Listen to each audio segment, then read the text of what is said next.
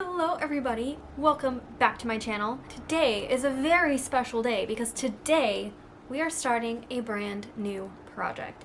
No, I am not done with the Star Wars project that I showed you in the video many months ago. That project is still ongoing. It's a big project. I think I've been feeling a little bit burnt out from it, and it's time to start a new one. And we'll just work on them both simultaneously and it'll be great. So that's what we're doing today. A quick disclaimer before we get started. Because I have seen this come up in many crafting videos, comment sections, as well as my own, I feel like this needs to be said right off the bat to any of you new folks here. Needlepoint crafts have been around for a very long time, like since the 1st century AD. There are definitely, traditional ways of doing things. There are. However, I do things the way that works best for me. We are not reproducing medieval tapestries or 18th century tablecloths here. That's not my thing. Crafting is supposed to be fun. It's supposed to make you feel good. It's supposed to feel good to work on it. You're supposed to be happy with what you produce. And yes, there are traditions and ways of doing things that might work best, or maybe even tools that work best. But honestly, who cares? Who cares? Do what you enjoy the most. Do what feels right. Do whatever you want, and don't let anyone gatekeep your methods if they work for you. I have tried just about all of it over the years. I am like a avid self-learner. Anytime I'm learning something new, I consume every video, every blog post, every instruction manual I can find on that thing. And the methods that I use when I'm creating anything are the ones that work the best for me based on my experience, my trial and error, what's most efficient, or what's the easiest for me, or even sometimes maybe what's more challenging, if that's what I'm feeling like. And it changes from project to project. Sometimes my backs will be super neat, and sometimes they'll be covered in bridges. Sometimes I will work following the color through the pattern wherever it leads me, and sometimes I will work section by section. And it really just depends on my mood. And if it starts to feel too much like work, I switch what I'm doing, because then it's not fun. And if your hobby is feeling like work instead of fun, you need to change what you're doing, because it's supposed to be fun. So basically, here's my disclaimer. You do you, and don't ever force yourself to do any hobby that starts to feel more like work than fun. And I'm never going to tell you that one way of doing things is the only way to do it that's going to be fun for you, because that's not true.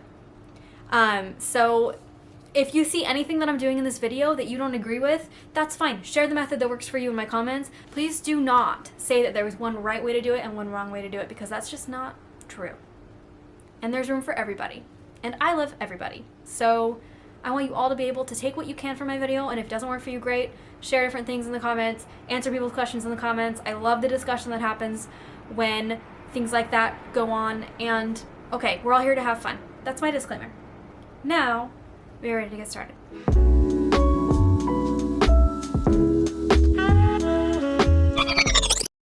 Okay, so when you are thinking about starting a new project, there are a few things to keep in mind. First of all, obviously, you need to find a pattern. There are a couple different things you can do. One is to create your own pattern, which is a little bit of a challenge, but totally doable. There's a website called stitchfiddle.com that is free, and all of the colors line up with DMC color codes. So it's real easy to take whatever you create and go right to making it. You can download a photo from there and then adjust it, into the grid. So that's an option if you wanted to create your own. I actually have done that. It's not as easy as it looks, but like I said, it's doable. There are also several softwares that you can download, but stitchfiddle.com totally does the job. So I recommend that website if you're interested in creating your own patterns. Otherwise, you need to go buy a pattern. Now, there are so many sources, I'm not going to list them all, but your best bet is, I think, either to find an Etsy shop whose style you really like and purchase from them, or go to Pinterest. Pinterest is a great source I have found for finding cross-stitch patterns and embroidery patterns by subject matter. So if you want to do something Harry Potter themed, Golden Snitch cross-stitch pattern, Hogwarts cross-stitch pattern, you will find a lot more options I have found through Pinterest than if you're searching directly through Etsy or even on Google. Because Pinterest is basically a visual Google, it's just, I find it way easier to look through and see what they have. And a lot of the Etsy shops also have pinned on Pinterest their patterns also. So that's a great source if you're looking for something based on subject matter, you're not quite sure exactly what you want maybe. I usually do find the best patterns through Etsy. And this is a pattern that I picked for my next project. This is a Welcome to Rohan poster. I thought it was so cute. The shop that I got this from has lots of different cool like fantasy nerd locations in this cool kind of old-timey poster format. So I will link it below. Anything else that I mentioned, by the way, also will be linked below for easy access. Just look in my description box for that, tools, websites, etc. Anyway, so I picked this pattern, and as I was looking for patterns, there's a couple things that I realized I consistently look for that I want to make sure to mention to you so that you know what to look for yourself. First of all, number of colors, super important. There are a lot of patterns that will look pretty simple and then be deceptively complicated in the actual pattern. So always make sure to check the description for the number of colors used. So I always make sure, I usually keep it around like between 10 and 20 colors if I can for patterns. That's kind of my sweet spot, my happy place. As far as like cost and time, you know, constraints goes. The other thing to check for when you're looking at patterns, obviously the dimensions. This is where you really need to keep your like final goals in mind. I generally like to like frame and hang my embroidery and cross stitch projects, and I have found if I don't like have the frame ready before the project is complete, what ends up happening is that I put it in a drawer and I put it away and then it never ends up on my wall. I have a whole stack of projects that I finished that are not hung anywhere because I didn't actually plan for the framing and hanging part of it when it was done. So make sure that you kind of keep your final goals in mind. Obviously anything that's gonna like be on an accessory or a clothing item, you need to make sure that you're like super neat and careful with your stitches. Keep in mind how you're going to be putting it on the piece or putting a backing on it to protect it, or, you know, there's lots of different things that you need to think about as far as the final goals. As far as framing goes, I highly recommend making sure that you find a frame that fits the dimensions of the project before you start. That was actually the mistake that I made initially with the Star Wars project. The final project is going to be about 10.5 by 10.5 inches, and there are no frames that fit that. The closest I could find was 12 by 12. So now I'm going to have to think about either having a little bar of unstitched fabric around the edge of my piece or get an artist mat that will cover that in my 12 by 12 frame. So think about that in the beginning. It'll save you a lot of frustration later. And the cool thing is that dimensions are flexible. If you look, most patterns will have a couple different dimensions listed at least for the different counts of fabric. 14 count Ida versus 16 count Ida versus 18, 20, you'll get different dimensions because if you know how count sizes work, you know, 14 count Ida means that there's 14 little cross stitches per inch, where 16 count means there's 16 little stitches per inch. So obviously the whole piece is going to be shrunk down a little bit the higher the count of fabric that you go. So for instance, this pattern on standard 14 count is about 9 by 12.5 inches finished. I didn't want a piece that big because looking at the wall that I was going to put it on and the other pieces around it, I wanted something a little bit smaller. So I'm instead going to do this project on 16 count Ida, which will give me about an 8 by 11 inch finished piece. So keep that in mind and make sure you can find a frame that fits the dimensions that you want it to be if you're planning on framing it. It'll make your life way easier when the project is done and you can just like iron it and get it up on the wall and it'll feel so good. And the next thing to do after you figure out the pattern that you want to use is to print it out, download it, whatever you're going to do with it. I always like to print it out because I don't like having to like put it on an iPad or something where that just means you have one more piece of technology that needs to be on all the time while you're working, and when you're working on it for hours and hours, I just don't like that kind of battery usage on my electronics. So I'd rather just have a printed pattern that I can mess with and move around and it doesn't matter. The other thing that's going to be really important in the pattern, obviously, is the printed sheet showing all the details of your piece. This is where I like to go through the colors, make sure that I have what I need, see what I need to order, because I'm always going to be missing colors that I need. And that brings us to the next step in starting a new project, is figuring out your colors. Remember that you can always change thread colors that you don't like. For instance, again, on the Star Wars piece that I'm doing, the AT-ATs in their natural environment are gray. I didn't really want to do a blue, gray, orange piece. I wanted to do something that had a little bit more warmth and life to it for the wall that I'm putting it on to match the other pieces that I have there. So instead, I changed all of the gray threads to green. So now I've got a green, orange, and blue piece that I'm working on. So this is where it's really helpful to have this printed sheet of all the colors. You can adjust the ones that you want to change around. see what you might want to play with a little bit, see what you might have on hand so you can save a little bit of money. It's really helpful to do it this way, and I highly recommend trying to use what you have in your stash instead of just buying everything new every time. You're going to end up with so many little odds and ends of thread that you're never going to touch again if you don't find ways to use them up in the next pattern that you're doing. So if there are any threads that I need that I do not have on hand, I will go ahead and order them. I love to order from 123 Stitch. They're consistently about like 62 cents a skein on there. I found Hobby Lobby to be a really cheap place online to buy them in the US at least. They are between like 56 cents and 60 cents a skein, which is even cheaper, which is really cool. Michael's, again, in the US in person, they have really good sales that you can go in and get sometimes like 3 for $1 or even 4 for $1 on rare occasions. Joann's Fabric has the same thing, but they don't have Joann's here in the city, so I just go to Michael's usually. Otherwise, Etsy shops have been a really good source of cheap threads online. You can get them in bulk on eBay also, but Etsy, I found a few shops that sell them for like 50 cents a skein or like 70 cents a skein maybe. You can like choose the colors that you want and have them ordered through Etsy. So there's lots of options for you. I'm sorry I don't know very many international options. 123 Stitch and Etsy shops, obviously. But otherwise look on Reddit forums, etc. for like local sources for your country if you're outside the US. It's at this point when I'm ordering threads that I will need to utilize this next resource, which is threadbare.com. They have a tool where you can find the next closest color if there's a thread that's out of stock or one maybe that you already have and are not sure how close it's going to be to what the pattern calls for. This is a great resource. I will link this tool below also. So if there's threads that are out and I need to order similar ones, I will go to threadbare.com, type in the DMC code. They have lots of different brands also that you can use, and they will show you all of the nearest ones, and I'll usually pick some of those. For instance, on this pattern, I had a couple that were out of stock, so I replaced them with these ones. And I was good to go. I could get them all at once in one package, which is really nice when I'm ordering online. As far as fabric goes, you can find it most places that thread is sold. The same kind of source is probably going to have both. Michael's for me has been consistently the cheapest here in the US, and I always buy the biggest amount I can, which is usually like about 30 by 36 inches. So I usually just get the biggest size I can and keep some on hand, and then I'll just try to use it up as best I can, doing smaller projects near the end if there's little bits and pieces that I haven't been able to use yet. Make sure when you are ordering fabric to remember that you're gonna need at least a few inches on all sides of extra fabric. Obviously to be able to put in your hoop so you can get, do the stitching at the end.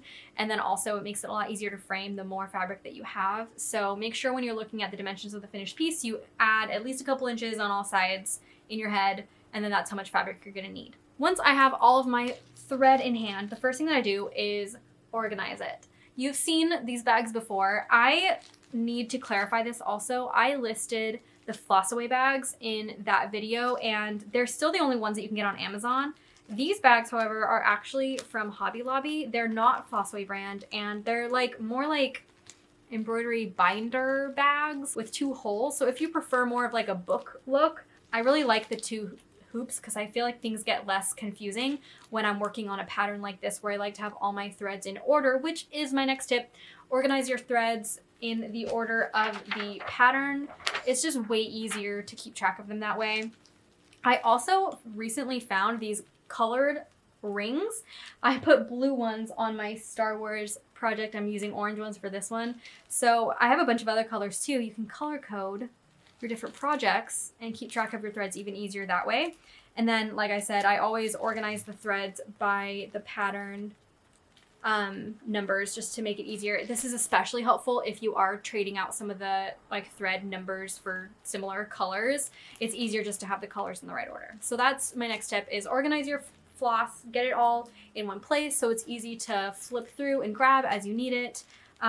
Keep it separate from your other threads so you don't accidentally lose track of it or start using it on a different project. That's important. And after I cut my fabric to the right size, I also grab needles for every single thread here.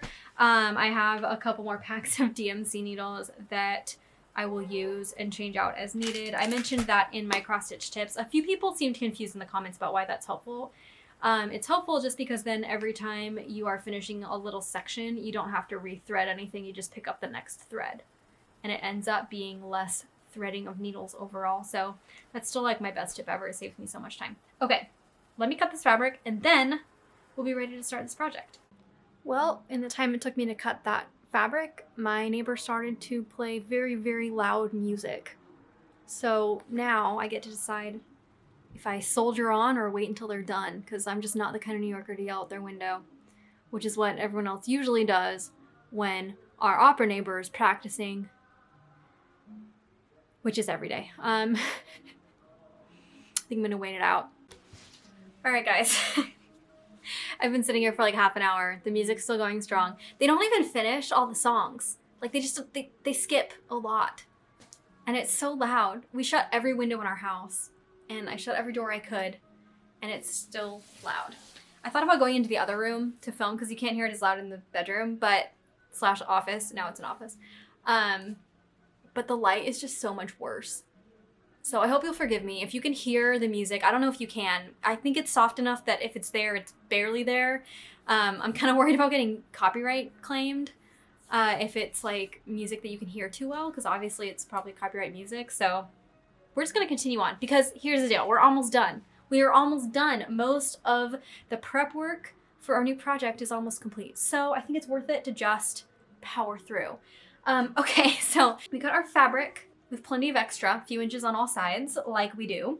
Now it's time to start. On every pattern, if it's a decently designed pattern, you're gonna have these little arrows that show you where the middle is. So you can find the middle pretty easily. I usually like to start in the middle. I know that I'm gonna get like scolded in the comments for this because a lot of people think that you're supposed to start in a corner, but I don't like starting in the corner because I always feel like it's really hard for me to place exactly where in the corner I'm supposed to start. It's just like the dimensions aren't perfect for me, and I don't like to grid out my fabric because I feel like no matter how careful I am with the gridding, I just don't like the idea of being able to see anything on it. So we're not doing that. We're just not going to do it. And you're just gonna have to deal with me starting in the middle. I also will say that when I get down to the like last little bits of my fabric, when they're just like kind of the odd sizes left over, if I'm still wanting to do like a decently sized piece on them, I like to start in the middle just in case I'm not able to fill out the whole thing the way that I want. It's just kind of a good idea, I think, if when you're working on a bigger piece, just in case you mess up, it's like salvageable if you start in the middle. You know what I mean? There's my spiel. I'm gonna start in the middle always, no matter what you say. So you're just gonna have to deal with it. Okay, so here we go. I, first of all, need to pick which color I'm going to start with for my project, and I need to find the middle of my fabric. So this is what we're gonna do. I usually just grab one of my needles and stick it through the middle of my fabric, and then when I put it on the hoop, it'll still be there and I can see where it's supposed to be. I literally just fold it in half twice and then approximate, oh, look, there's the middle right there. So we're gonna stick a needle, easy peasy lemon squeezy. There's my needle. So I'm gonna go ahead and put it in this hoop. This hoop, again, is something I have not been able to find an exact copy of on Amazon. I bought this in France. There's no brand name on it, and I haven't been able to find it on American Amazon or anything exactly like it anywhere on the internet, in fact. So, sorry about that. The closest I could find is linked below if you like to have a stand like this. I like it because I feel like I can work faster on my projects then, because I can use two hands instead of one hand. I find one hand with cross stitch to be really slow. And honestly with embroidery too, just because embroidery there's so many stitches where you need to be using both hands to create like little knots and stuff. Anyway, I just find it's easier. What I usually do when I am putting it in is I put it so there's like a little lip. It's not quite even on the hoop, and then I tighten the hoop a lot, and then I push it down the rest of the way, and it naturally kind of tightens up the fabric the rest of the way. That's my tip to make it a little bit easier so you're not like having to tug on the fabric too much. Also, another tip, make sure you always wash your hands before you start working with very white fabric, especially if you're going to be framing it in a way where you can see any of the fabric. Okay, fabric is on here. We are ready to go. So what I usually like to do, I've got my middle still with the needle on it. What I like to do is I find, you know, the middle of my pattern, and then I'm usually going to pick a color or a shape that's like easy to spot. so that it's easier to kind of keep track of where I am on my pattern, since I do like to start in the middle. That makes it a little bit easier. I try to start, you know, on the middle corner, and then just like one of these colors that I think is going to be easier to keep track of. So for instance, with this pattern, we have this like post thing right here with this white design. So I might start with the white design because it's easy to keep track of that on its own. So this one, let's see what this color is cream 712. So since I've got my thread all organized, it's easy. I can see that's near the very end of the list right here. Cream. We're going to grab our thread. Guys, I think the music stopped. Amazing. So if you're doing a pattern that calls for 2 strands of thread, which is pretty standard, there's a couple ways you can do it. One, you can cut your thread to, you know, just the correct length and then start. You can knot it, or you can just carefully not pull on it, and it'll kind of all get wound in through as you go anyway. Or you can do the loop method. I've seen that again a lot in my comments, and I don't use it every time. Sometimes I feel like with certain threads that tend to tangle a little bit more easily, I find that doing the loop method, pulling it all apart and then putting it back together is basically what's happening. Things get a little bit more tangly. So I don't do that every time, but if you did want to do the loop method, just keep in mind that you're going to want to cut your thread twice as long, because you're going to double it up twice. Essentially, you're going to grab one of these threads that you've cut, double it up, and then, you know, put it on your needle like that. If that makes any sense at all. It probably didn't. That's okay. I think for this thread, I am going to do the loop method. So we're going to cut it nice and long, and then we can double it up. Wow, I demolished the skein.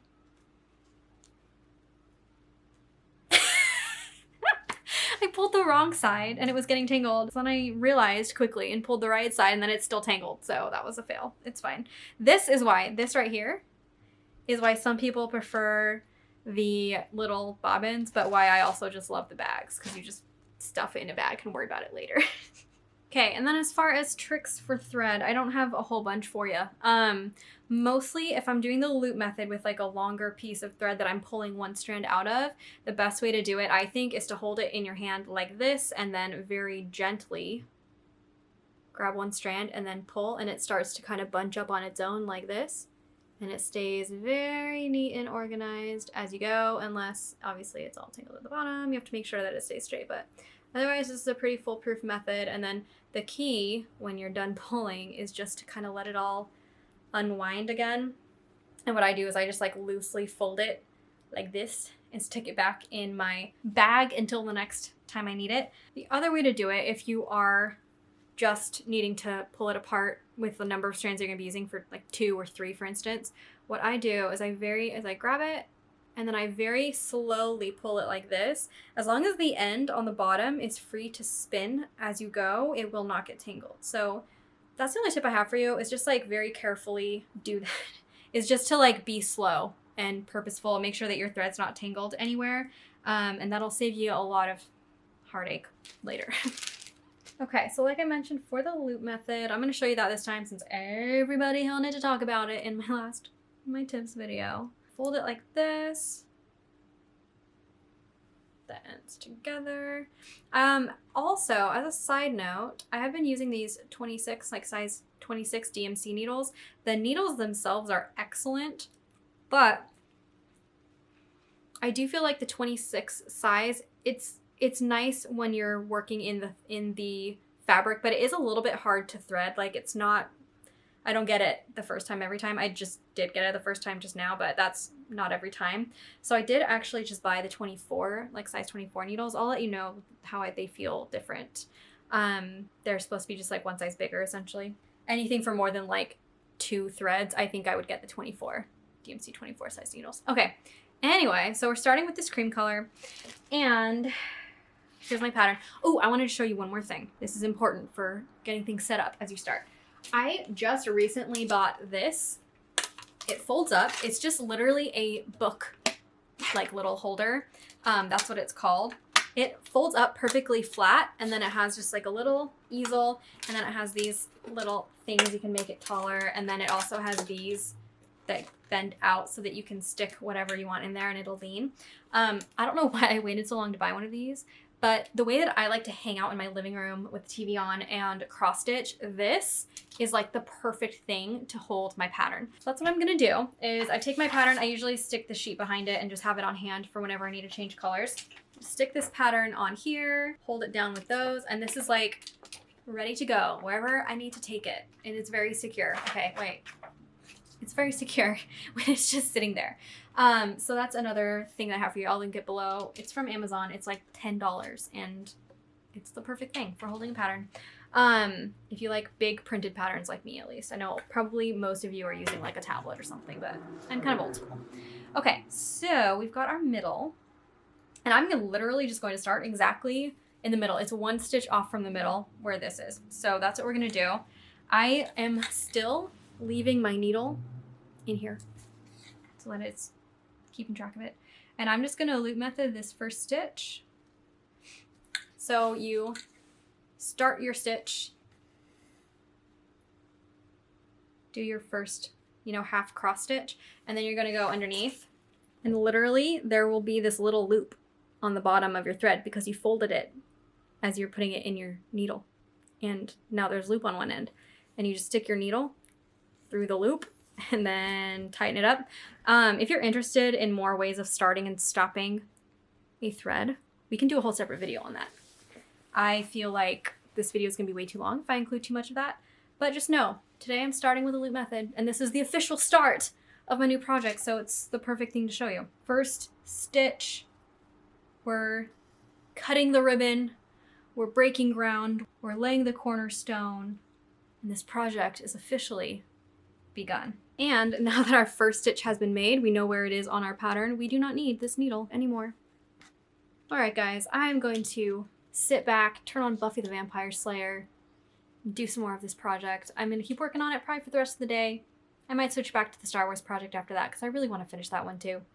But thank you so much for watching. I hope that this was so helpful to you. Make sure to look in the description box for all products and websites, etc. linked. Amazon links are the only ones that I get any commission from.